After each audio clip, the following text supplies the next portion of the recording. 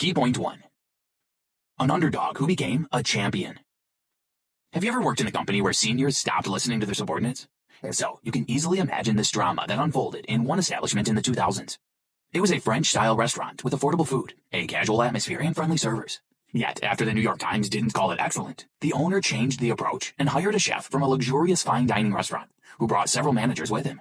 This decision divided the brasserie's team into two camps, creating daily tension that even the guests could feel. This restaurant is 11 Madison Park. Despite these challenges, in less than a decade it would become the world's best restaurant, and the only one in Michelin's history that received 3 stars in 2 years. How? The appointment of Guidara as general manager became a turning point. Effective people management is the cornerstone of success. In this eye-opening journey through the world of restaurants, you'll learn crucial management tips and discover details often left behind the counter, from servers' sign language to tricks that encourage you to order desserts. Ready? Let's get started. Key point 2. There's a thin line between control and trust. Guidara's management style reflects the solid foundation he formed through experience and mentorship. Driven by his dream of owning a restaurant in New York, he got his first job in a cafe at 14. Until graduation, he had worked as a dishwasher, busser, server, and even cook, accumulating different perspectives within the industry. Guided by his father, a former dining management firm president, he explored both types of companies, restaurant smart and corporate smart, to see the big picture. The first type prioritizes trust, delegating authority to those on the front line. As a result, employees are more creative and have stronger connections inside the team and with guests. Danny Meyer's restaurants embody this philosophy perfectly. As Guidara worked with one of them, Tabla, he learned how leaders could prioritize employees by training and listening to subordinates. Feeling valued, workers cared more about their clients. For instance, a couple celebrated their anniversary and realized they had left champagne in the freezer. If left there, the bottle could break or even explode. So one of Tabla's employees asked for the spouse's keys and address, saved the champagne, and left them a gift from the restaurant. This is what enlightenment hospitality looks like. However, restaurant smart companies aren't highly profitable. Employees who feel their opinions aren't valued lose motivation to perform well. Corporate smart companies are all about control. While working in these restaurants, Guidara picked up skills for saving the business from being in the red. However, he also learned the hard way how damaging a lack of trust can be. While those who knew the restaurant inside out had no authority, staff in corporate offices made all the decisions based on limited data from reports. For instance, working as a general manager's assistant, he fired one server who came 2 hours late. This employee regularly mistreated his colleagues and ignored the rules, but gained client sympathy. The following day, human resources rehired this server without asking Guidara.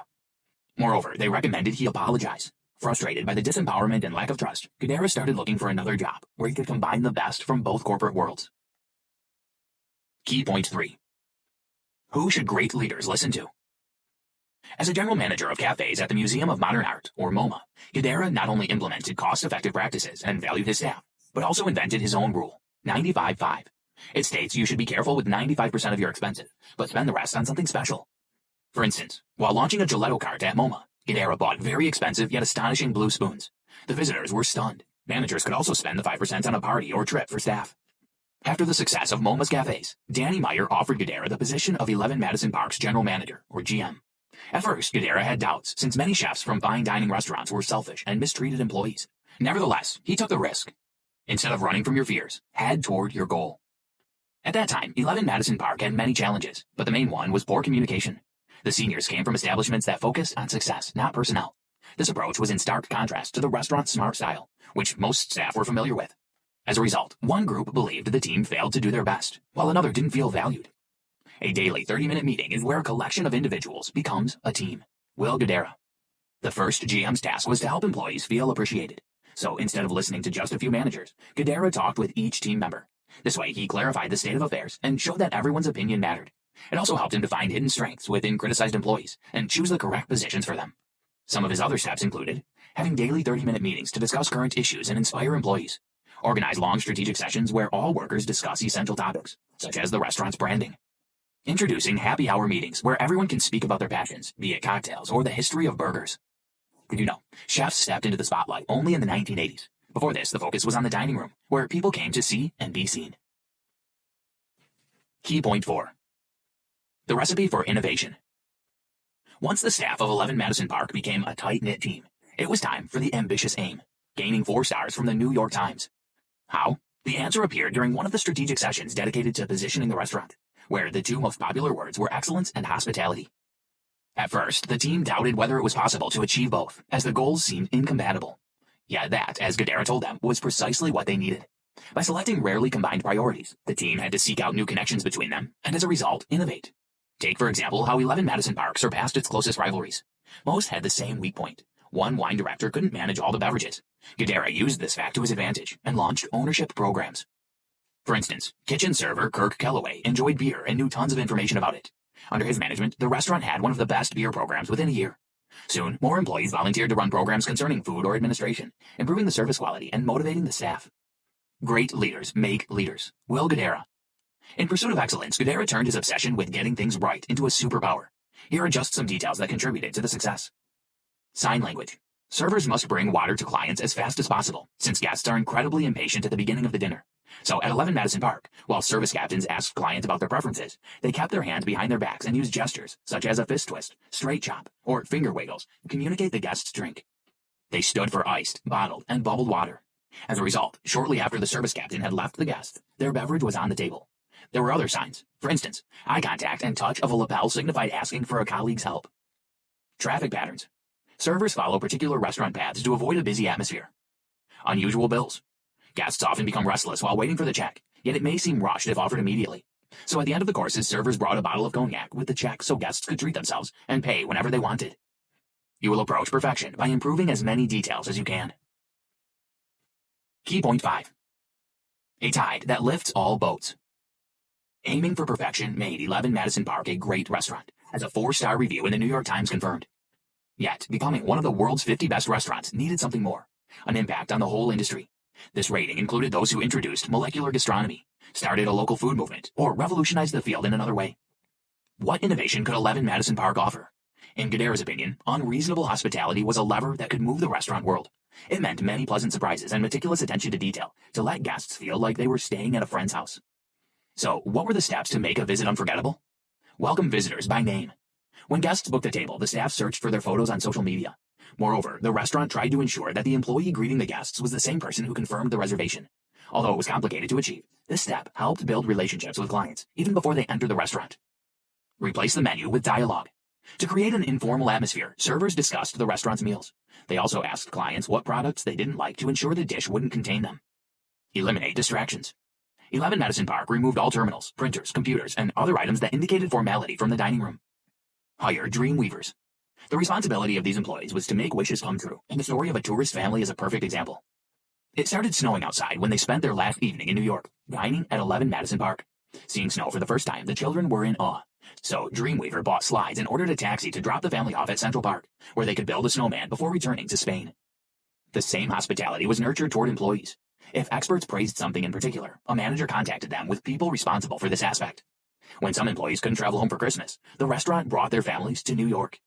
This approach brought the restaurant 3 Michelin stars in 2011.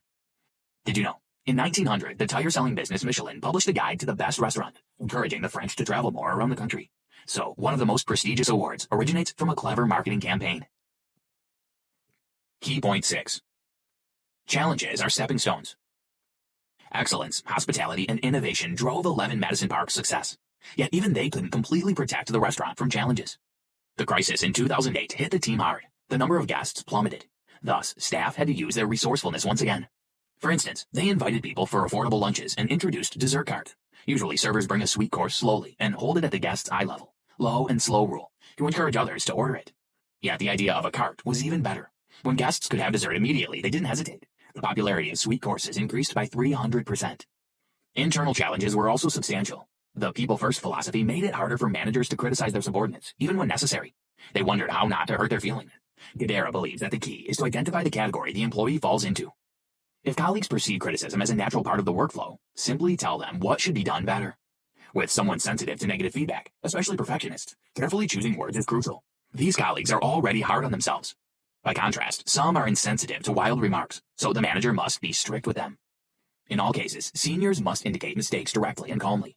Additionally, they should remember that employees who try and those who are indifferent may have similar results but deserve different treatment. While criticizing, always focus on the actions, not character traits.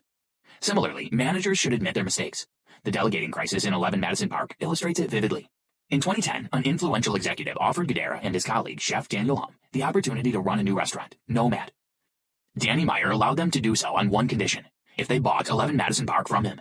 Guidara and Helm agreed. They found investors for the purchase and became partners. Afterward, Guidara spent all his time in Nomad, but was unwilling to appoint another GM of 11 Madison Park. It prompted some employees to compete for influence in the restaurant. Problems piled up, and the pressure rose. Fortunately, Guidara recognized his mistake and apologized. As a result, it increased respect toward him, proving he applied the same principles to subordinates and himself. This resilience during challenges was the final puzzle piece. 11 Madison Park was called the best in the world in 2017. Conclusion.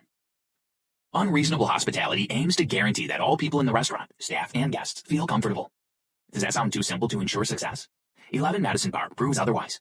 As Guidara has aptly noticed, after a visit to a restaurant, people remember best how this place made them feel. This principle is true for many services. For instance, real estate agents sell homes, not just houses. They spend much time with clients, listening to their plans and dreams.